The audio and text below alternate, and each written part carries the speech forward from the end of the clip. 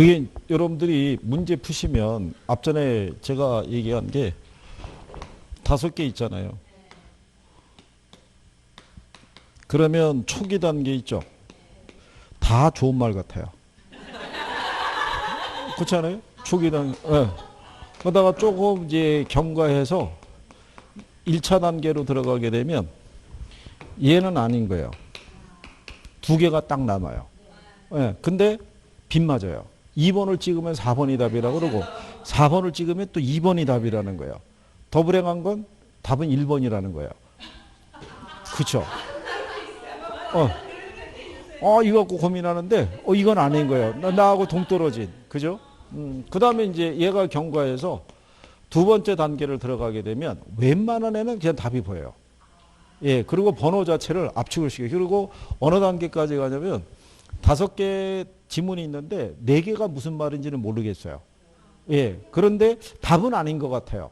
이러면서 제거해서 답을 찾아가는 그런 능력까지도 배양이 돼요. 그게.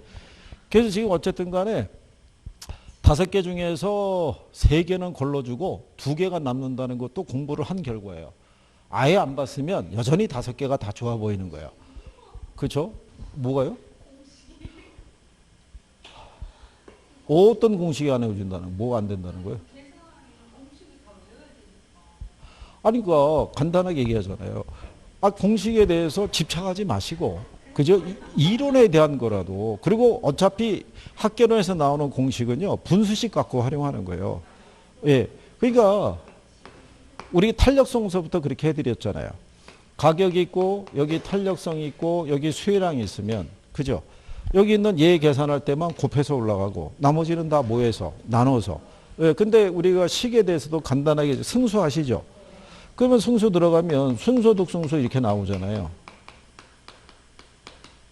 그러면 승수 앞에 있는 애가 1로 들어가고 여기는 다 총투자액. 그렇잖아요. 그러니까 예. 예. 너무 많아서 뭐 그래 이따 이제 또 하면서 풀어보시면 되죠. 또 하면서. 근데 푸는 요령이라는 게 이론이 정리가 되면 푸는 요령도 빨라지는 거예요. 지난번에 우리가 설명해 드린 것처럼 뒤로 가셔서 186페이지 있죠. 예, 거기 가게 되면 64번 문제 있죠. 예, 64번에 보면 다음의 자료를 통해서 산정한 값으로 틀린 걸 물어봤죠. 근데 여러분들이 보시면 지문이 5개잖아요. 근데 유효 총소득, 순소득 승수, 세전현금 수지 승수, 이 종합자본하는율, 부채 감당률 5개가 있을 때 틀린 거를 고르라고 그러면 5개 계산을 다 해야 돼요. 그 시간이 많이 걸리잖아요. 그러니까 이 문제에서 출제자는 이번에 순소득 승수를 10을 줬죠. 근데 종합자본환율을 8% 줬잖아요. 그러면 4번이 답일 가능성이 커요. 왜냐하면 한쪽이 10이면 나머지도 10이 돼야 된다고요. 둘이 역수란 말이에요. 순소득 순수하고 종합자본환율이 역수니까 이거 강의할 때 알려드렸다고요. 요령을. 거기 보시면 총투자액이 10억 원이죠. 그러면 순영업소득이 있죠. 순소득 승수는 순영업소득분의 총투자액이잖아요. 그죠? 근데 총투자액을 얼마를 줬어요? 10억을 줬잖아요. 근데 순영업소득이 그 안에 없잖아요. 그렇잖아요. 근데 순영업소득이라는 거는 여기서 부채 서비스액 빼면은 세전이 나오잖아요. 그렇잖아요. 그러면 거기 보면 부채 서비스액을 얼마를 줬어요? 4천. 세전이 6천이잖아요. 그러면 여기서 이거 빼서 이게 나온 거니까 2개 더 하면 되죠. 그럼 얘가 1억이잖아요. 그러면 10 나올 거 아니에요. 그러면 종합자본환율은 이거 역수니까 10분의 1이니까 10% 나올 거 아니에요. 그렇죠? 그러니까 그거를 알고 있는 사람은 찍을 수 있는 거고. 그렇죠? 그리고 이제 옆에 63번이 있죠. 예, 63번에 보시면 거기에 보시면은 비율이 옳은 걸 물어봤죠. 부동산 가치가 얼마예요?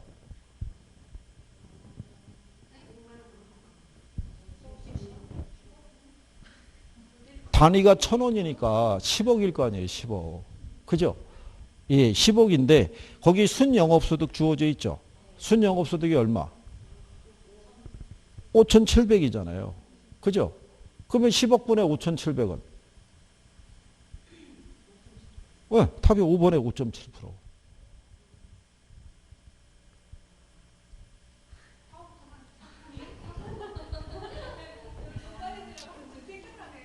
어?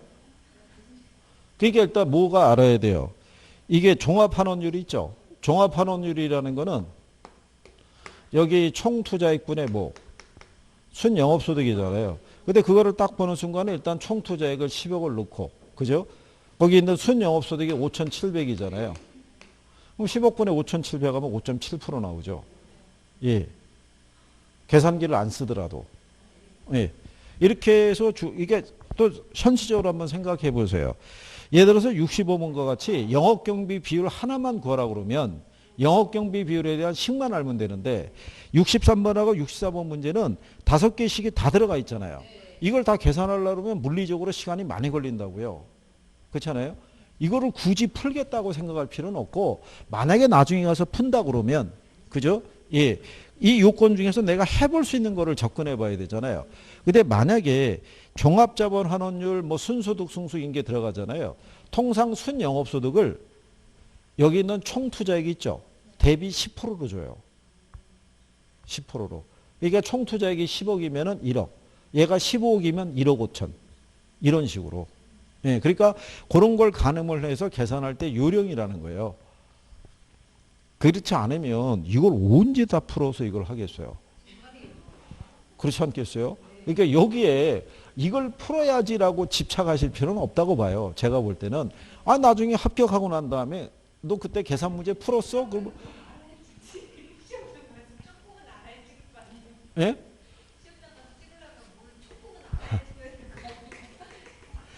그래서 그 지난번에 그 얘기를 해드린 것처럼 그냥 안 되시면 일단 한 번호를 민다라고 생각하고 그죠? 예. 근데 그렇게 밀더라도 어떤 나름대로의 확률을 갖고 밀어야지 그냥 밀 수는 없잖아요. 그죠? 예. 그건 나중에 이제 우리가 또 그렇게 접근해 들어가면 되고 일단은 기본적으로 푸는 요령 정도는 갖고 있는 게 낫다 이런 얘기죠. 그렇죠? 일단 너무 부담되지 마시고. 그리고 여러분들이 한번 생각해 보세요. 예, 거기 그 57번 같은 문제 있죠. 이게 작년에 나온 거예요. 그러면 여러분들이 작년에 이렇게 나왔을 때, 자, 임대인 A하고 임차인 B가 임대차 계약을 체결하려고 할 때 상호 3년간의 순영업소득의 현재 가치를 물어봤죠. 예, 그러면 연간 임대료의 현재 가치를 우리가 구해야 되는데 1년차 5천만 원에서부터 매년 얼마씩? 200만 원씩. 연간 영업경비는 1년차 2천만 원에서부터 매년 100만 원씩 증가한다고 그러죠. 그러면 여기서 발생하는 이 현금 흐름이 있죠. 얘를 무슨 가치로? 현재 가치로 할인할 때는요. 거기는 현가 계수에다가 곱하시면 돼요. 그죠? 그러면 거기 보시면은 1년 차가 얼마예요? 5천이죠. 근데 1년 차에 일시불의 현가 계수가 얼마예요? 예. 그럼 5천에다가 0.95 곱하시면 돼요. 근데 2년 차는 연금의 일시불의 현가 계수가 0.9로 주어져 있죠. 그러면 매년 200만 원씩이니까 5,200에다가 0.9를 곱하시면 되고 3년 차는 5,400이 되겠죠. 매년 200만 원씩 증가하니까. 그럼 거기다가 0.85를 곱하시면 되겠죠. 그래서 나온 금액을 다 합하게 되면은 1억 4,020만 원 나온다고요. 근데 여기에서 이제 뭐를 빼줘야 되냐면 경비에 대한 부분을 빼야겠죠. 근데 1년 차가 2,000이잖아요. 2,000에 대한 0.9 하면은 1,900. 그러면 매년 100만 원씩이니까 2년 차는 2,100이겠죠. 예, 여기다 0.9 곱하면 1,890. 그 다음에 2,200에 대해서 0.85 곱하면 1,870이에요. 다 합하면은 5,660만 원 나오죠. 예, 그러면 연간 임대료의 현재 가치 계산하려고 그러면 1억 4,020만 원에서 5,660만 원 빼면 된다고요. 그러면 남는 금액이 8,360만 원 나와요. 그런데 이거를 주어졌을 때 이게 처음 나온 거거든요. 예, 그럴 때 여기다가 현가 개수를 곱한다는 생각을 못하면 틀림없이 이 개수를 가지고 곱하는 사람, 더하는 사람, 나누는 사람 다 있었을 거란 얘기죠. 그렇죠. 그러니까 계산 문제라는 거는 그 해에 새로 나오는 문제가 있어요. 근데 그 해 한 번 나오고 끝나는 문제도 있고 계속 반복되는 문제가 있다고요. 아까 63번, 64번 있죠. 걔네는 물어보는 지문이 비슷한 애들이 많이 들어가 있어요. 그렇죠? 근데 이런 식으로 새롭게 들어오는 문제까지 100% 커버할 수는 없어요. 그렇잖아요. 그러니까 그런 애들까지 집착을 하시면 오히려 마이너스가 된다고요. 할 수 있는 것만. 그리고 이제 뒤로 넘어가셔가지고 58번 있죠. 예, 58번은 이거 구별하는 거예요.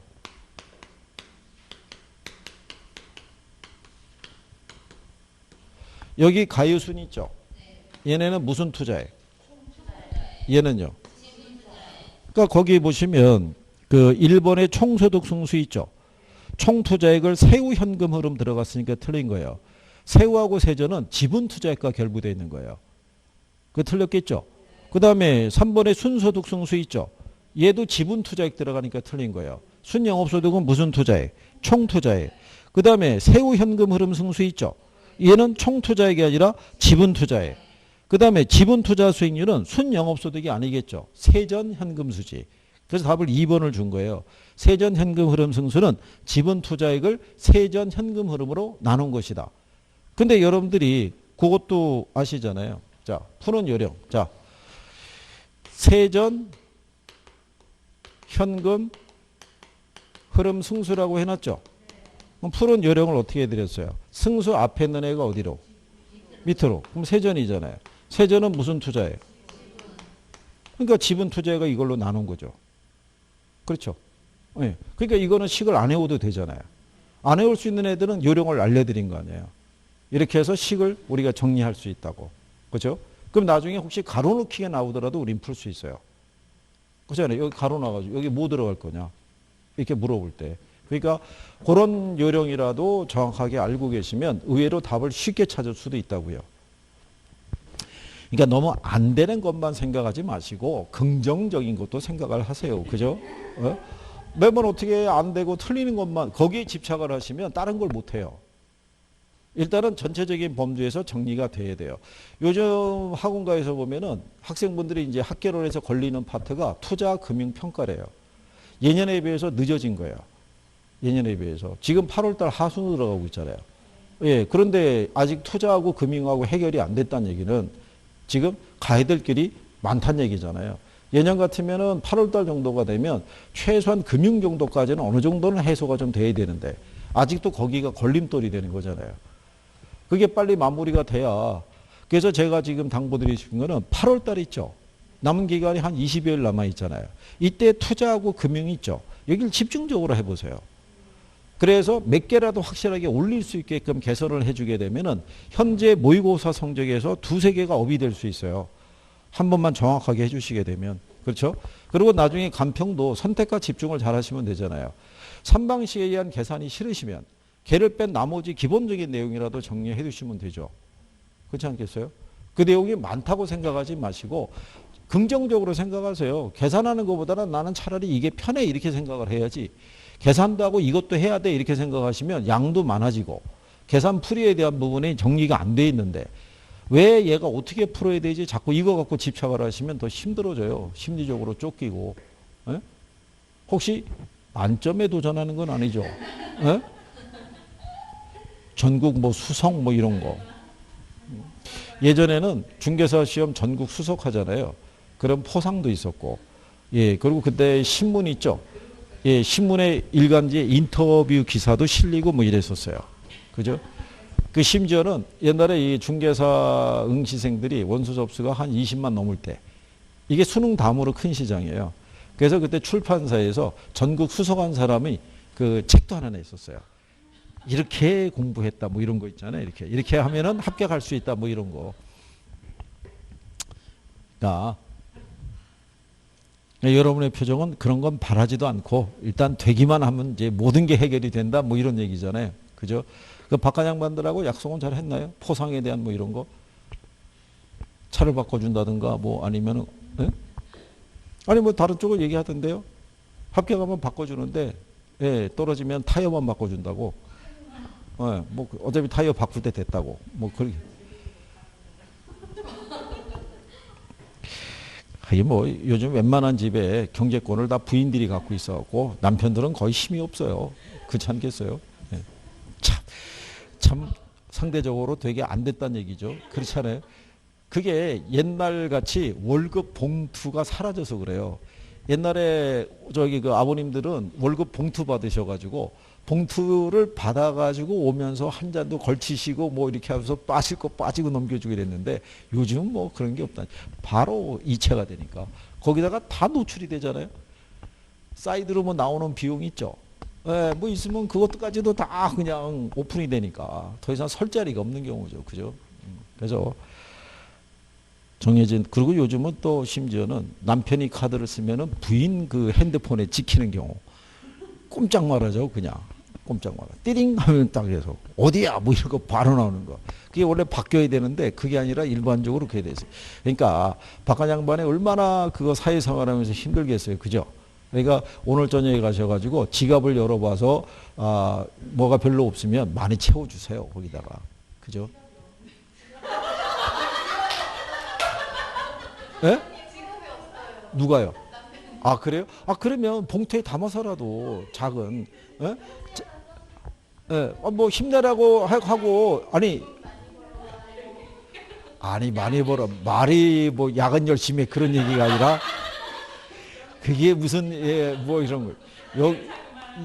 여기에다가, 그죠? 예, 그 신사임당을 잘 접어서, 그죠? 여기다가 가득 메워서, 예? 근데 그게 그런 게 있는 거예요. 그게 어느 정도는 숨통을 틔워줘야지 그 양반이 딴 저기를 안 하지. 숨통을 네, 안 하면. 근데 남자들이 바깥에서 사회생활 하면요.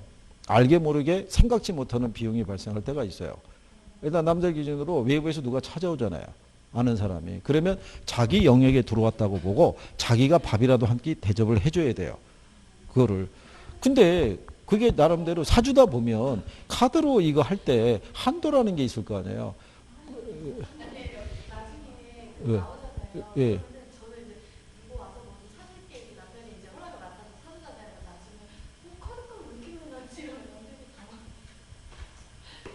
그러니까 그거를 메꿔 줘야 돼요. 안 그러면은 그게 그 제3의 자금이 조성이 되거나 그럴 수도 있는 거예요. 그죠?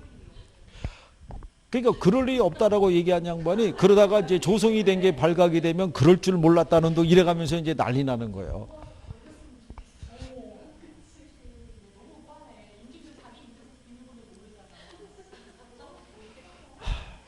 결론적으로는 여기서 그 남자인 저 혼자 떠들어봐야 아무런 반응이 없다는 거죠. 그죠? 예. 이 뭐 동조해 주는 사람이 있어야지 어떻게 저기 할 텐데. 참. 어쨌든 예, 전국의 남자분들은 힘을 내시고, 그죠? 예. 우리도 다 살 길이 있다라고 생각하시고, 그죠? 예, 그래요. 자, 59번에 가면 부채 감당률에 관한 설명으로 틀린 걸 물어봤죠. 부채 감당률이란 순영업소득이 부채 서비스액의 몇 배가 되는 걸 나타내는 비율이라고 그랬죠. 예. 그 다음에 부채 서비스액은 매월 또는 매년 지불하는 이자 지급액을 제외한 게 아니라 포함한 거죠. 예. 그래서 걔가 틀린 거고요. 부채 감당률이 2고요. 대부 비율이 50%고 연간 저당 상수가 0.1이죠. 그러면 종합자본 환원율이 10%예요. 그게 여러분들이 요거 기억하시나요? 이게 종합 환원율 구하는 것 있죠. 저기 수익 방식에 가서 이게 부채 감당법이에요.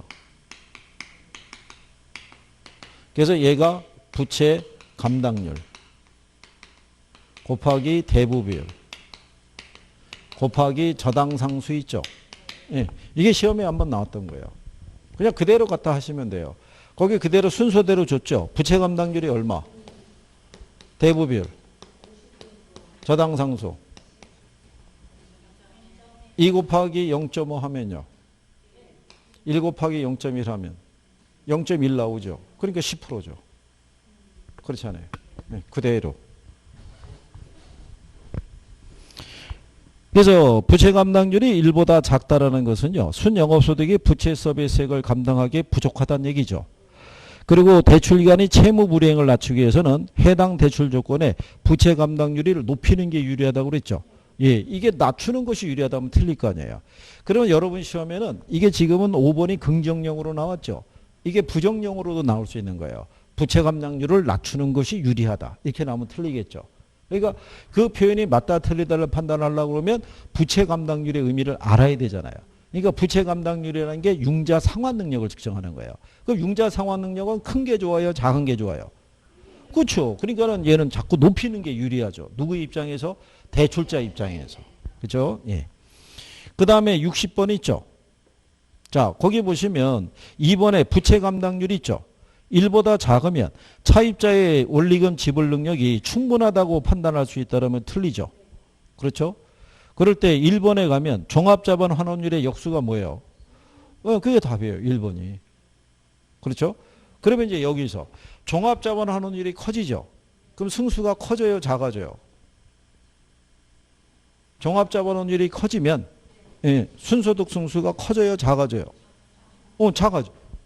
종합자본 환원율이 수익률이잖아요. 수익률이 커지면 커질수록 자본의 시간이 짧아지는 거죠. 무슨 말인지 아시겠나요? 그래서 그런 요건까지 구별할 수 있으시면 되겠고요. 5번에 가면은 채무 불이행률 있죠. 걔는 순영업소득이 영업경비와 부채 서비스액을 감당할 수 있는 능력이 있는가를 판단하는 게 틀린 거예요. 채무 불이행률이 있죠. 얘는 유효 총소득이고요. 영업경비와 부채 서비스액이죠. 여기서 얘기하는 이 유효 총소득이 이게 총소득이잖아요. 그러니까 총수익과 총비용의 관계예요. 총수익과 총비용이 같으면 1이죠. 예, 수익 대비 비용이 크면 1보다 크죠. 그러면 채무 불이행 가능성이 커지는 거예요. 총수익 대비 비용이 작을수록 채무 불이행 가능성이 작아진다는 얘기예요. 그러니까 총수익과 총비용의 관계니까 순영업소득이 못 들어와요. 유효 총소득이 들어가는 거예요. 무슨 말인지 이해하시겠나요? 그래서 채무 불이행률에 대한 거. 그 다음에 이제 뒤로 넘어가시게 되면 61번에 다음의 자료를 활용해서 산정한 순소득 승수, 채무 불이행률, 세후 현금 흐름 승수를 순서대로 나열한 걸 물어봤죠. 그러면 먼저 뭐가 떠올라야 돼요? 식이 떠올라야 돼요. 그렇죠? 예, 그러면 자 채무 불이행률은 이렇게 돼 있잖아요. 이렇게 식이. 요거. 예. 그 다음에 순소득 승수 나오죠. 순소득 승수의 식은 어떻게 돼요? 승수 앞에는 일로 가고 여기는 무슨 투자예요? 네, 그 다음에 세후 현금 흐름 승수 물어봤죠. 그러면은 여기는 이 앞에 뭐가 들어가요? 세후. 여기는 무슨 투자예요? 네, 이렇게 해서 내가 식을 완성할 수 있잖아요. 뭐만 갖고 제목만 갖고 식을 외우지 않아도 그렇잖아요. 그럼 이 상태에서 우리가 대입해 봤을 때 제일 먼저 순소득 승수 구하라는 얘기죠. 거기 보시면은 나와 있잖아요. 총 투자액이 얼마? 15. 근데 유효 총소득 승수가 얼마? 6을 줬잖아요. 그러면은 이런 얘기잖아요. 아까 우리가 해본 거죠. 유효 총소득 승수 있죠. 얘 6을 줬고 총 투자액이 얼마? 15. 그러면은 15억을 6으로 나누면 얘가 2억 5천 나오죠. 그죠? 그럼 유효 총소득에서 뭐 빼야 돼요? 경비 빼야 되죠. 경비가 유효 총소득 대비 40%라고 그랬죠. 2억 5천에 40%면 1억이잖아요. 그럼 얘가 1억 5천 나오잖아요. 근데 총 투자액이 15억이죠. 그럼 얘는 얼마? 네, 10이 나오는 거죠. 그러면 일단 순소득 승수가 10인 애가 1번, 2번, 3번이에요. 셋 중에 하나가 답일 때. 그 다음에 채무 불이행률을 구해야겠죠. 채무 불이행률은 먼저 유효 총소득이 얼마예요? 2억 5천이잖아요. 그럼 나와 있잖아요. 이거 구하는 과정에 유효 총소득이 구해진 거죠. 그러면 2억 5천. 영업경비가 얼마였어요? 1억. 근데 거기 보면 부채 서비스액이라고 주어져 있죠. 얼마? 6천. 그러면 1억 6천을 2억 5천으로 나누면 되잖아요. 그죠? 예. 그러면 나오는 게 얼마? 그러면은 64% 나오잖아요. 그죠? 예. 그러면 10, 그 다음에 64%인에 있죠. 1번 아니면 2번. 둘 중에 하나가 답이라는 얘기죠. 그럼 마지막에 모두 구해봐야 돼요. 세후 현금 흐름 승수 구해봐야 되죠. 예. 근데 거기 보시면은, 자, 그 총 투자액, 지분 투자액 얼마 줬어요? 4억 줬잖아요. 그죠? 예. 그러면 순영업소득이 얼마예요? 순영업소득이 1억 5천이었죠. 예. 근데 부채 서비스액이 얼마?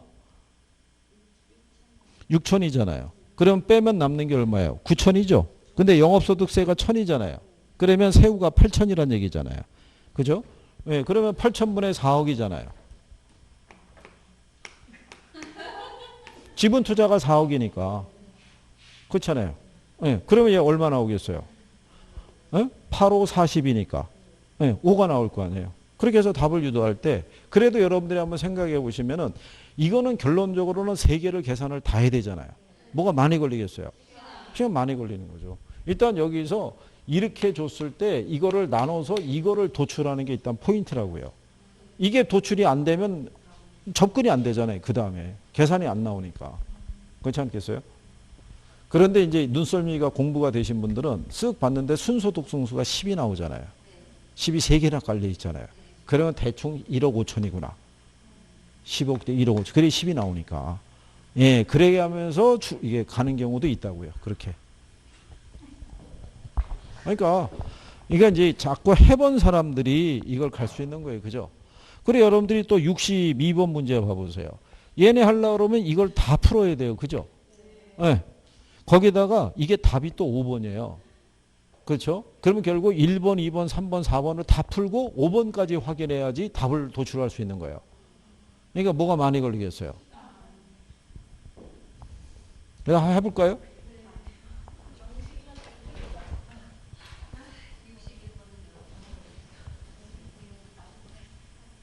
예? 아, 버렸다고요? 그래요.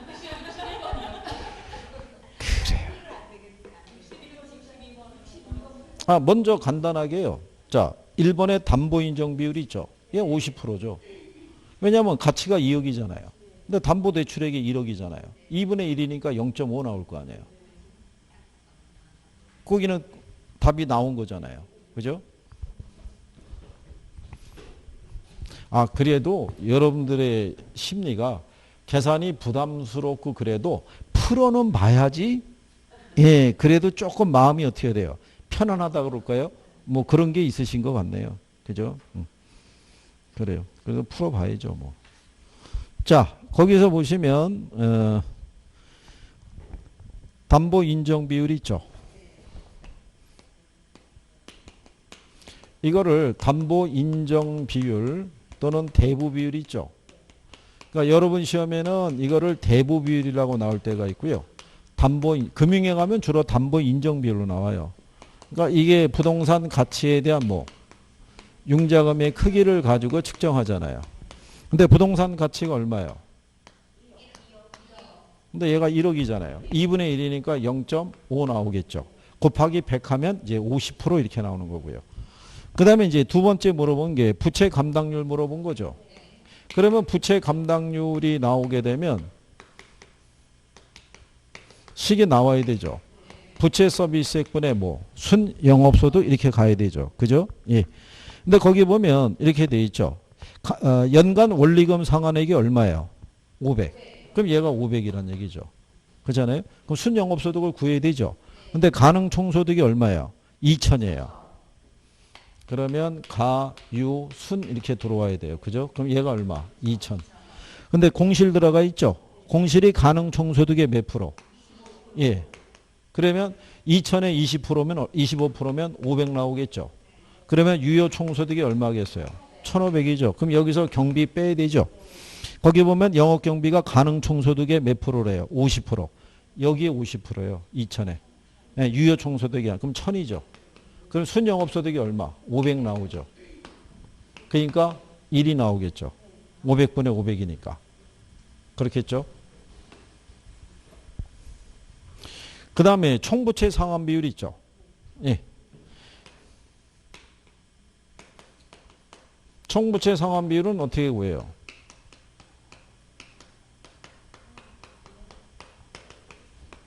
연소득분의 연간 원리금 상환액 있죠. 예. 그래서 여러분들에게 문제 안에 차입자의 연소득이 1250이라고 준 거예요. 그죠? 그리고 연간 원리금 상환액이 500. 이거 계산하면 얼마? 0.4 나온다고요. 그렇겠죠?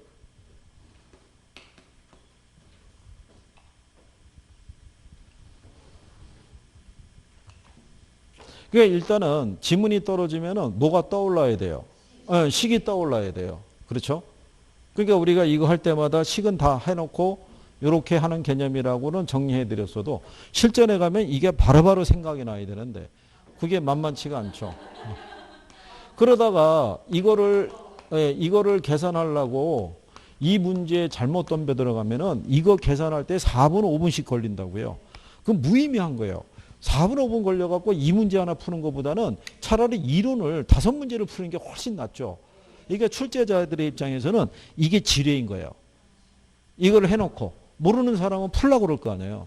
그럼 시간을 막 뺏길 거 아니에요. 그럼 나중에 어이구 시간이 너무 오버가 됐네. 그러다 민법 들어가죠.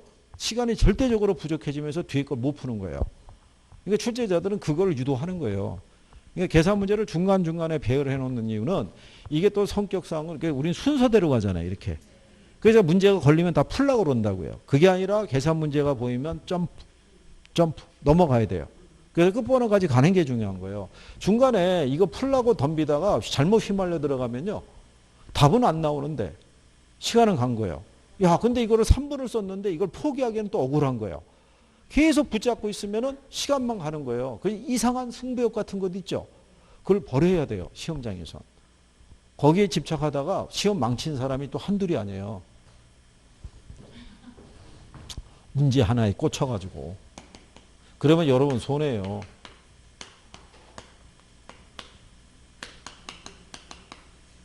자, 여기 유효 총소득이 있죠. 예, 유효 총소득이 얼마였어요? 1,500 구했잖아요. 영업경비가 얼마? 영업경비가 1,000이었잖아요. 여기 50%였으니까. 그 다음에 부채 서비스액이 얼마였어요? 500. 그럼 1,500면 1 나오죠. 그렇잖아요. 그러면 여기까지 도출하면 틀린 게 영업경비 비리라는 걸 알 수가 있죠. 그렇잖아요. 아, 그래서 이렇게 나오면은 사람들의 입장에서는 허탈한 거라고요. 그러면 출제자가 이 문제의 의도를 아시겠죠? 시간을 뺏겠다는 얘기잖아요. 그렇잖아요. 그리고 이제 이게 작년에 나온 문제잖아요. 30회니까. 근데 참고로 계산 문제에서 이 답 있죠. 답을 5번으로 내는 케이스가 드문 케이스예요. 근데 작년 시험에만 5번으로 3개를 줬어요. 9개 중에 3개를 준 거야.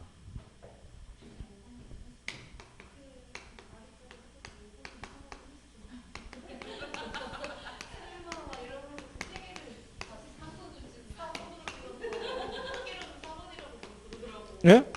누가요? 아이, 그런 저기가 어디 있어요. 그런 게 아니죠. 참고로, 저희가 작년에 추천한 번호가 3번이었어요. 네, 그래서, 네, 왜냐면, 그게 3개 나온 거예요. 그 9개 중에서 5번 3개, 3번 3개, 나머지로 이렇게 흩어져서, 이렇게 나왔던 거예요. 예? 그게 매년 틀려진다고요. 매년. 그래서 대부분 그런 사람들이 있어요. 작년에 예를 들어서, 작년이죠. 5번하고 3번이 3개씩 나왔잖아요. 그러면 이제 누가 그렇게 또 말을 퍼뜨리는 거예요. 모르면 3번 찍어, 아니면 5번 찍든가, 이렇게 가는 거예요. 그래 놓고 거기 찍으면은 거기가 훅 떨어지는 거예요. 그렇잖아요. 그러니까 다른 그런 것을 가지고 작년 기준에서 하면 안 되죠. 그렇잖아요. 모르면 몇 번을 찍으세요. 그거 위험한 거예요. 그렇잖아요. 그러니까 항상 흐름은 변하게 되어 있는 거예요. 이렇게. 그러니까 거기에 맞춰가지고. 그러면 이제 영업경비 비율을 구해야겠죠. 그러면 일단 그 총소득이 있죠. 예, 여기서는 유효 총소득 기준으로 줬잖아요. 유효 총소득이 얼마예요? 네, 1,500. 경비가 얼마였어요? 다 나왔잖아요. 그러면 1,500분의 1,000 하게 되면은 0.8이 아니라 얼마 나오냐면 0.66 이렇게 떨어진다고요. 이거 5번이 틀렸잖아요. 그러니까 이거 하나 도출하기 위해서 생각해 보세요. 이만큼 써야 돼요. 그리고 일단 모두 생각이 나야 돼요. 식도 다 생각이 나야 돼요. 네, 그렇다는 얘기예요. 자, 아까 63번하고 64번 있죠? 예, 그거는 우리가 한번 이제 다뤄본 거고요. 이렇게 나오면 그래도 좀 난 거예요. 그거는 64번 거 같은 건 힌트를 준 거고 63번도 요것만 알면은 거의 찍을 수 있는 수준이 되는데 그렇지 않으면 풀기가 어떻게 해야 돼요? 어렵잖아요. 그러면 이제 65번에 가게 되면요. 다음 임대주택의 1년간 운영실적 자료 줬죠. 가능 총소득에 대한 영업경비 비율을 물어봤죠. 여기는 유효 총소득에 대한 영업경비비를 물어봤잖아요. 그러니까 출제자는 여기 총소득을 유효 총소득을 쓸 수도 있고 가능 총소득을 쓸 수도 있는 거예요. 뭐 여기는 가능 총소득분의 영업경비 있죠. 예, 이거를 물어본 건데, 예, 거기 보시게 되면 호당 임대료가 얼마냐면 500이죠. 근데 임대 가능 호수가 60%잖아요. 그러면 얼마 나오겠어요? 총소득이 3억 나오는 거예요.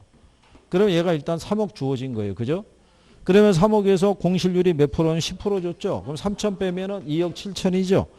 2억 7천인데요. 순영업소득이 얼마? 그러면 여기 얘가 없잖아요. 6천이죠. 차익이니까. 그럼 여기 얼마가 들어가겠어요? 그죠? 예. 그러면은 몇 프로 나오겠어요? 20% 나오죠. 그죠? 3이 6이니까. 2, 3은 6이니까. 그렇잖아요. 그래서 몇 프로? 20%. 이렇게 주는 거는요. 그래도 인간적인 거예요. 비율 하나만. 그러면 이제 뒤로 넘어가시게 되면 66번 있죠. 다음 부동산 투자에 대한 단순 회수기간법의 회수기간 물어봤죠. 예, 우리가 초기 투자액이 얼마예요? 1억이잖아요. 근데 1기에 얼마 들어왔어요? 3천. 그러면 마이너스 7천이죠. 예, 2기에 2천 들어오면 마이너스 5천. 3기에 2천 들어오면 마이너스 3천이죠. 근데 4기에 6천이 들어왔으니까 여기서 플러스 3천으로 바뀌죠. 그러니까 3년 반 만에 투자한 돈을 다 회수할 수 있는 거죠. 그래서 그것도 수업 시간에 설명해 드린 게요. 이렇게 되어 있는 거죠. 그게 원래 순현금 흐름이 있고요. 이게 누적 현금 흐름이 있는 거예요. 그래서 여기 제로가 됐을 때 여기서 1억이 나갔잖아요. 그럼 이게 마이너스 1억이라고요. 근데 1기 있죠? 1기 얼마 들어온 거예요? 예, 3천이 들어오면 이게 이제 마이너스 7천. 그 다음에 이제 2기가 되죠. 2기 얼마? 2천. 얘가 들어오면 이제 마이너스 5천. 그 다음에 3기가 됐을 때 또 2천이 들어왔죠. 그러면은 마이너스 얼마? 예, 3천. 근데 이제 4기가 됐을 때 얼마가 들어온 거예요? 6천이 들어왔죠. 그러면 여기서 3천으로 바뀌는 거예요. 플러스. 그죠? 네. 그래서 여기 왜냐하면 조건이 뭐라고 그랬냐면요. 회수기간은 월 단위로 계산한다고 그랬잖아요. 그러면은 3기에 6천이 들어왔다는 얘기, 1년에 6천 들어왔다는 얘기잖아요. 그죠? 예. 그러면은 6개월에 3천이라는 얘기잖아요. 무슨 말인지 아시겠나요? 예.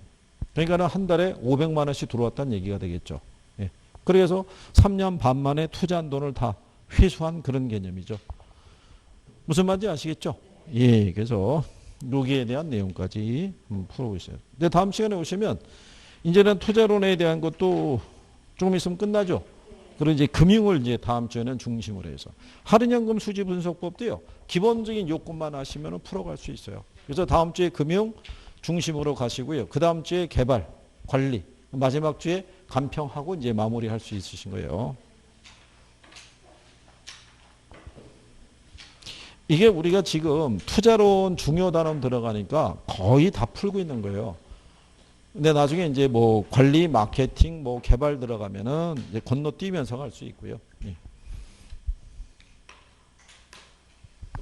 그래도 어쨌든 포기하지 않고 열심히 일단 하고 계시는 거예요. 예. 그러니까 결과가 이제 도출이 되면 되잖아요. 그죠? 예. 그래서 나중에 여러분끼리 모임을 또 가지면 되죠. 그래서 두고두고. 그죠? 그래요. 자, 한 주 잘 보내시고 다음 주에 뵙겠습니다. 고생하셨습니다. 수고하셨습니다.